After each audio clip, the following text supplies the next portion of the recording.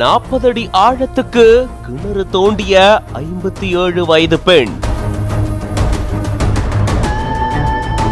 கங்கை நீரை வீட்டுக்குள்ள கொண்டு வர இப்படியா?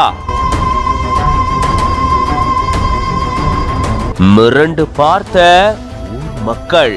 வினோத சம்பவத்தினுடைய பின்னணி என்ன? விரிவா இந்த வீடியோல பார்க்கலாம். உத்தரப்பிரதேசத்தில் இருக்கக்கூடிய பிரயாக்ராஜ்ல கடந்த 13ஆம் தேதியில மகா கும்பமேளா தொடங்குச்சு.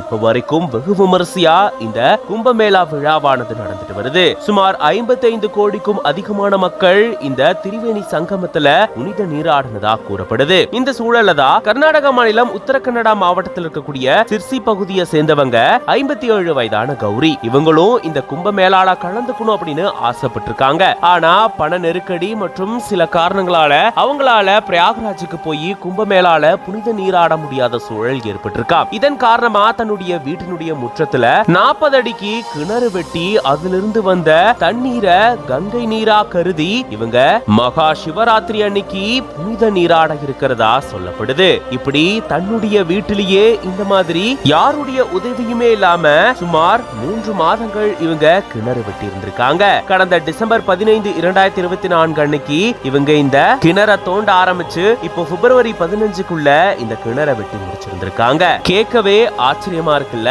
இது பத்தின உங்களோட கருத்துக்களை கமெண்ட்ஸ்ல சொல்லுங்க. மேலும் இந்த மாதிரியான செய்திகளுக்கு பிஹைண்ட் ரூட்ஸ் பேஜை ஃபாலோ பண்ணிக்கோங்க.